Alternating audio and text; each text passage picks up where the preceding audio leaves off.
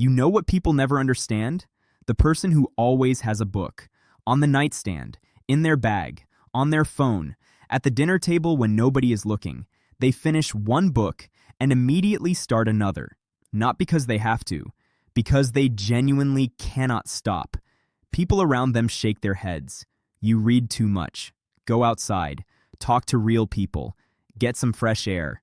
And the reader nods politely, maybe smiles, then goes home and opens another book.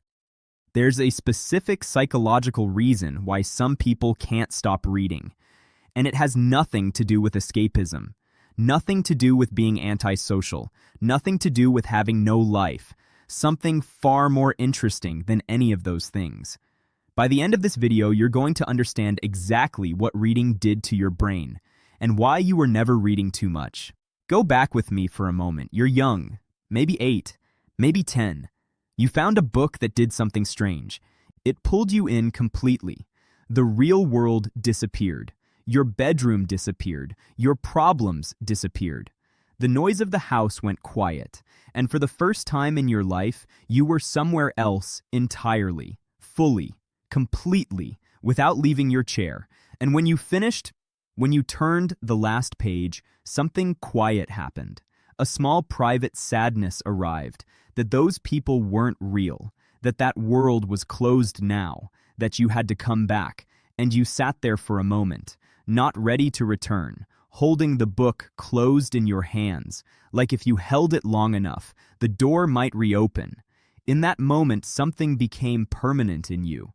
You understood that you would spend the rest of your life looking for that feeling again, in every book you could find, and you have been looking ever since. Here is what was actually happening in your brain. Neuroscientists at Emory University ran a study measuring brain activity in regular readers. What they found changed how psychologists understand reading entirely. Reading fiction doesn't just activate language processing areas, it activates the sensory cortex, the motor cortex, the emotional processing centers, all simultaneously. Your brain, while reading a story, is not processing text, it is simulating experience.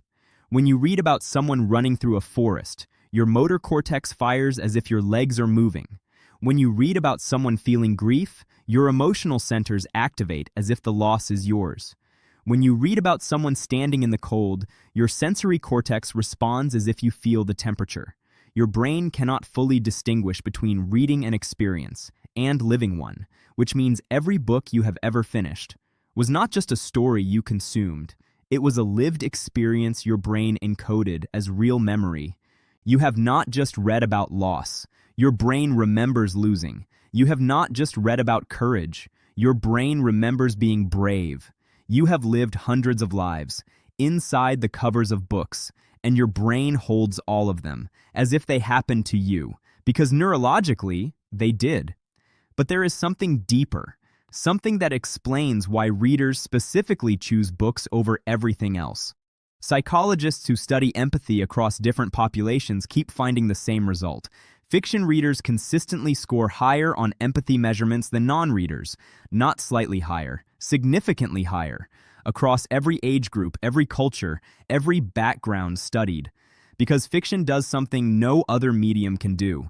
It puts you inside another person's mind completely, not observing them from outside like a film does, not listening to them like a podcast does, inside, hearing their private thoughts, feeling their specific fears, understanding their logic even when it is wrong, even when you disagree with everything they believe, even when they are nothing like you. Psychologists call this theory of mind, the ability to understand that other people have inner worlds as complex and real as your own. Most people develop basic theory of mind in childhood. Readers develop an advanced version, one trained across hundreds of different minds, hundreds of different lives, hundreds of different ways of experiencing the world. And here is what that does to a person over time. You become someone who can walk into a room and understand people who never said a word to you. Someone who can sit with complexity without needing it simplified. Someone who can hold two contradictory truths at once, because you've lived inside minds that held them both. That's not a personality trait you were born with. That's a skill you built, one book at a time. If you've ever finished a book, closed it slowly, and sat in complete silence for a moment, before doing anything else, because the world inside felt more real than the world outside, you already know exactly what I'm talking about. Here is where the research gets genuinely surprising. Psychologists have been using reading as a deliberate therapeutic intervention for decades. They call it bibliotherapy, and the results consistently show that reading fiction reduces anxiety, depression, and feelings of isolation more effectively than many conventional approaches. Not because books provide escape from reality, because books provide something far more valuable: recognition. The specific, deep recognition of finding yourself inside a story.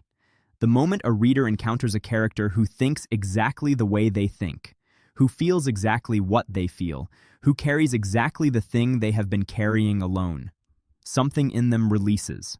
The loneliness of being a specific kind of person, with a specific kind of inner world that most people around them don't quite understand or reach, quietly dissolves, because for the first time they think, someone else has felt this exact thing. Someone understood it deeply enough to build an entire world around it, to spend years writing it down. I am not strange. I am not alone. I am not the only one who has ever felt this way. That recognition is not entertainment. That is medicine, the purest kind, and readers instinctively found it in libraries and bookshops and late-night reading sessions, long before psychologists gave it a clinical name. There is one more thing worth understanding about why readers specifically can never fully stop. Reading is the only activity that requires your complete imagination. Every other medium provides the visuals for you. Film shows you the character's face exactly as the director imagined it. Television provides every voice exactly as it was recorded. Music delivers the emotion fully formed and ready to feel. A book gives you words, and your mind builds everything else. The exact face of every character, the precise sound of every voice, the specific feeling of every room described, the weight of every silence between two people, the color of the light in a particular afternoon. Your imagination is not passive while you read. It is working at full capacity, constructing an entire living world, from nothing but black marks on a white page. And here is what that kind of sustained imaginative work does over time. Readers develop what psychologists call narrative imagination, the ability to construct detailed mental simulations of situations they have never encountered, to think through consequences before they arrive, to understand people before those people have spoken, to see patterns invisible to minds that were never trained this way. The person who cannot stop reading is building something invisible with every single book: a mental architecture, a cognitive flexibility, an emotional depth that most people never develop, not because they couldn't, because they never found the door. You found it at 8 years old, and you never closed it behind you. You were never antisocial. You were never escaping. You were never avoiding life by reading too much.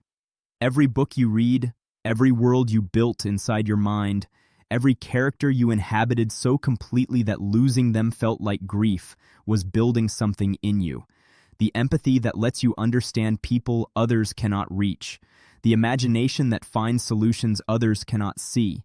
The patience that sits with complexity others need flattened and simplified. The inner life so rich and specific and layered that sometimes the ordinary world feels slightly thin by comparison. That's not a flaw. That's not a problem that needs fixing. That's what happens when a mind never stops growing, never stops filling itself, never stops saying, one more, just one more. You didn't read too much. You were building something, quietly, consistently, one book at a time.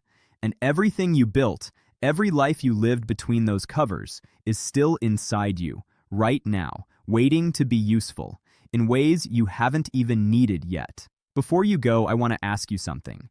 What is the one book that changed how you see the world? The one you finished and couldn't quite return from? Tell me in the comments. I read every single one.